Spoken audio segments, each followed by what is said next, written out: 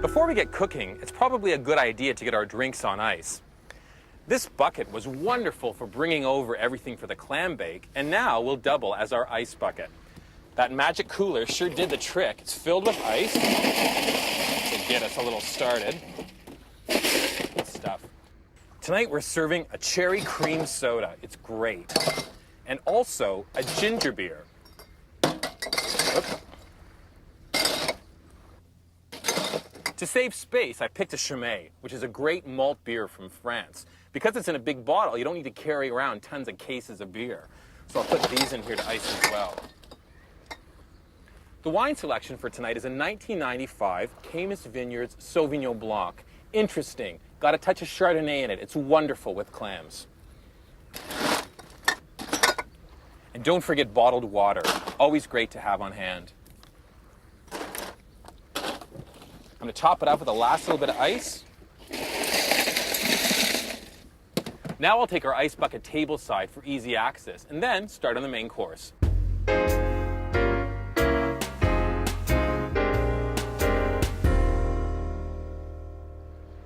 Our clam bake consists of 4 main items. Tinfoil pouches in which we're assembling our main course, a wonderful slaw of cabbage and carrot, flatbread with an herbed vegetable spread, chocolate brownies, lemon squares, amazing cookies, and last but not least, our juicy watermelon. Getting a little hungry? Tinfoil pouches are an efficient and easy way to do a clam bake. We're going to start off by chopping up our main ingredients. I'll assemble them on the side, and then we'll do our main meal.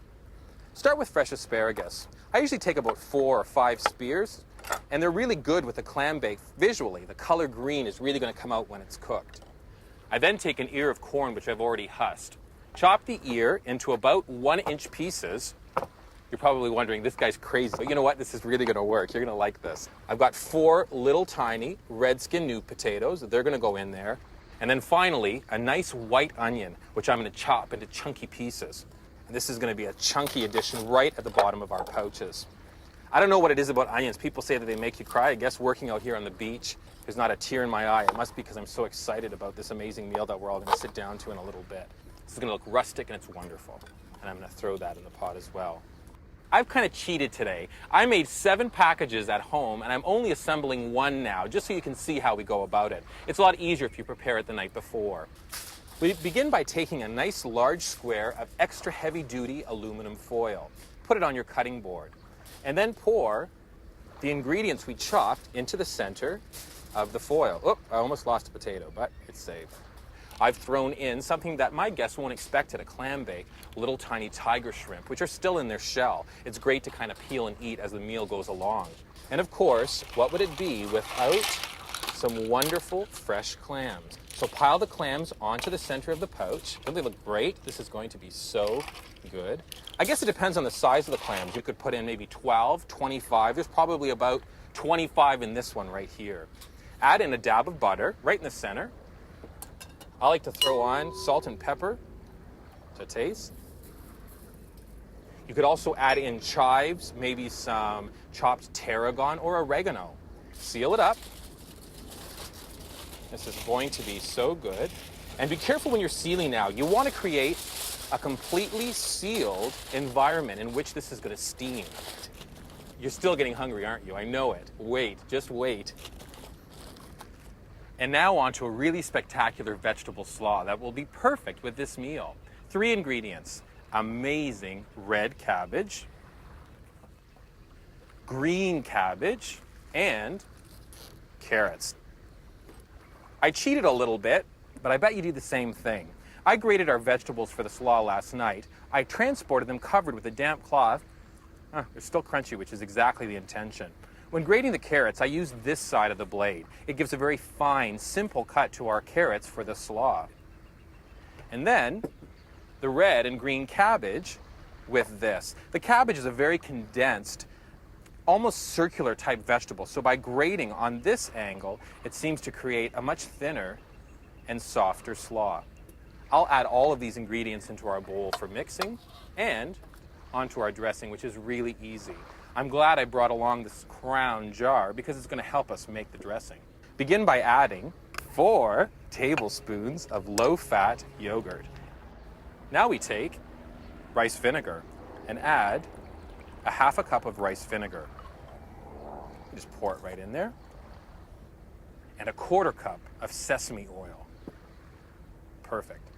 They're really going to bring out a wonderful flavor in our vegetable slaw. Next step, a 1/4 cup of chopped mint. I love chopping mint for one reason, well actually a couple reasons, but a particular reason is the spectacular aroma.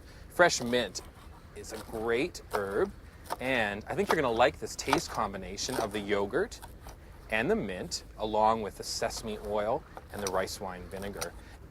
Chopping mint is really a nice treat, so I chop it up and then add it into our salad dressing. This is great.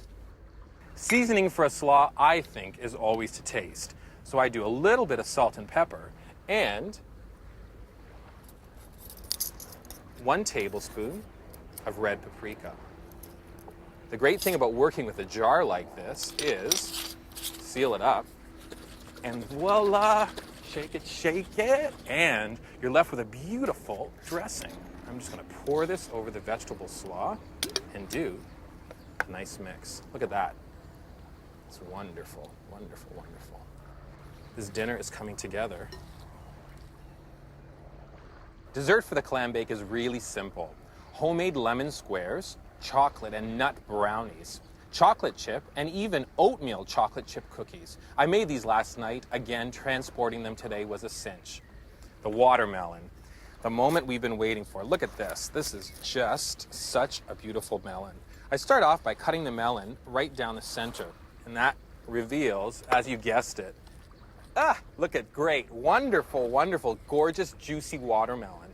I remember as a kid sitting on a beach and eating watermelon, the biggest, most gigantic piece of watermelon I have ever eaten in my life, on a piece of driftwood. And there were my sisters. I grabbed a piece of watermelon and flicked the seeds at them. Hopefully they've forgiven me. Anyways, here we go. We'll put that into one of these gorgeous speckleware platters, and I think it's time for dinner. The fire has burnt down and it's gone right to the bottom of the fire pit, which then allowed us to put the grate on top. It's heated up, and I start to place our clam pouches right on the grate. They just fit right on. It's nice and hot. You can hear them sizzle as they go on.